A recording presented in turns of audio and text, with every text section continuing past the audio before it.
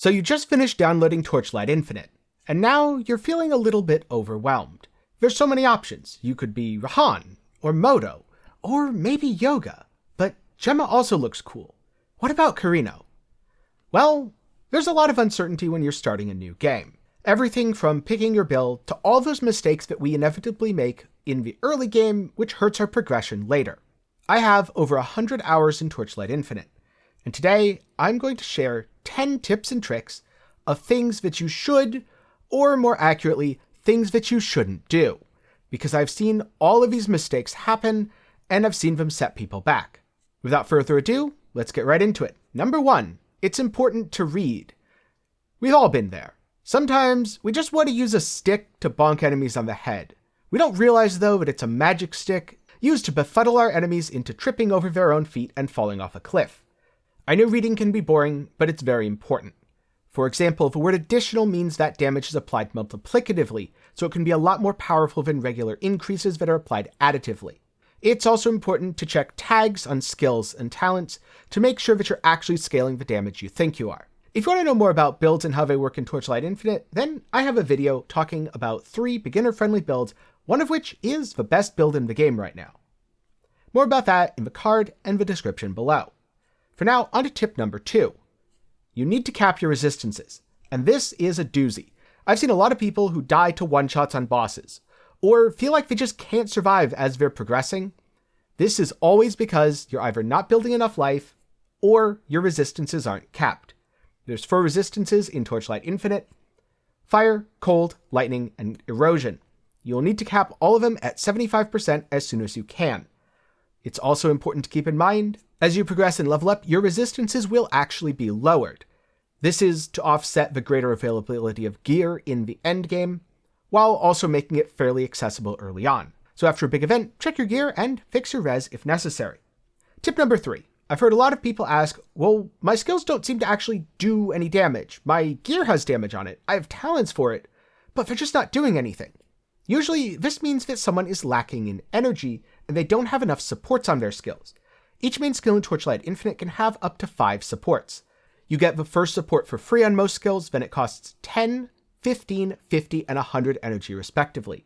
You get energy by leveling up, progressing, and from your items. If you want more energy from your gear, you'll need higher item level items, and you can roll that energy via empowerment. Make sure to get as much energy as possible for your skills to be as strong as they can be. Tip number 4, and this is a mistake that I made myself back in the closed beta test 3. Save your crafting mats. If you want to know more about how to craft in Torchlight Infinite, get subscribed, as I have an upcoming video about it. And if you're finding these tips helpful so far, why don't you toss a like, since that really goes a long way to help me out. Around level 30 or so, you'll start seeing mats drop. These include things like flame sand. You should save your flame sand until level 60 where you unlock the player market. Then you can use it to buy some cheap legendaries or other items that will give your character a much bigger boost than just crafting or enchanting your stuff at a low level. As a bonus tip, you can do something similar with Flame Elementium when you get to a higher level. Now, Flame Elementium doesn't start dropping until you're progressing in the endgame. When it does, though, you can often use it to go to the market and buy some legendaries that are boss drops, which might be a little bit more expensive, but can be much more powerful and build enabling. I found that a lot of these only cost a single Flame Elementium, so if you're looking for something to spice up your build or maybe respec and try something new, this could be the way to go. Tip number 5, don't loot manually. Clicking on every item is a pain, but the game has a looting key. By default, that looting key is A, and it will loot the nearest item. You can change this in the keybind section. Also, once you get the free battle pass to level 15, you'll unlock auto loot, and then your pet will loot most crafting materials in the game for you automatically, so you won't have to think about them, and often that means you forget about them and collect a ton of them, and it feels like Christmas.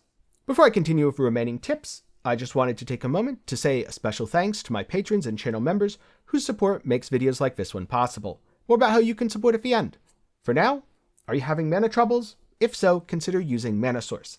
It's a fairly inexpensive aura with a flat reservation that shouldn't be too hard to add into your build, and it fixes mana very well, especially early on.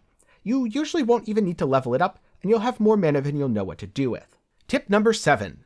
Don't forget Pact Points. Pact Points are a great way to get early resistances, mana regen, or damage, and you do not need Pact Spirits to use these. You get them just by leveling up.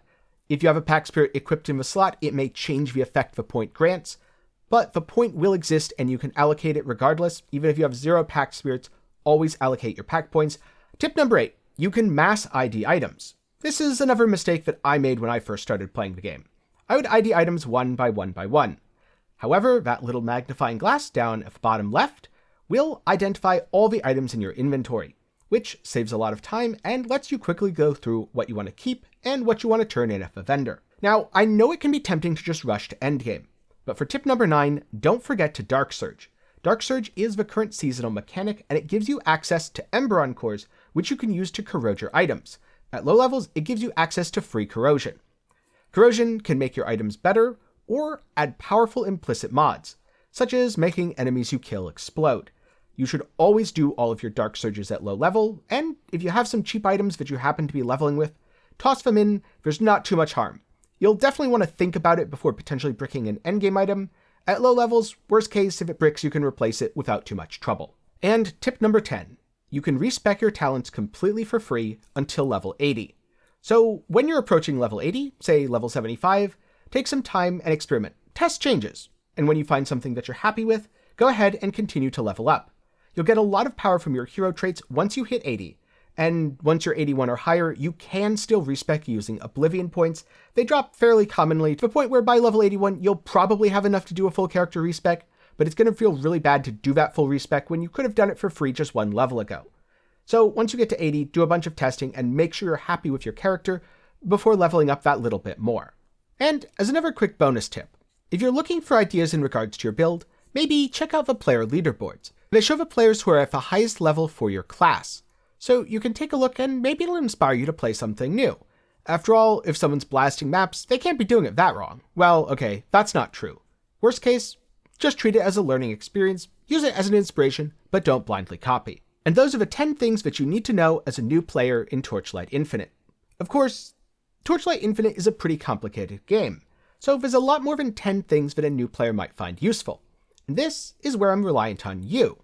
If you have any tips or tricks for new players that you'd like to share, maybe a past mistake that you made when you started the game, be sure to put it down in the comments below. And of course, be sure to share this video with any friends who start the game so that they can learn from both your and my mistakes. If you want to continue the conversation, then join the Discord. Link will be down below. And also down below is my Patreon and YouTube channel membership, where, for as low as $1 a month, you can provide direct and substantial support to the channel that helps me to make videos just like this one. Again, a special thanks to all my patrons and channel members for the continued support. And if you're curious about the builds I've been playing in this video, get subscribed. There's a good chance I'll be talking about them on the channel in the near future.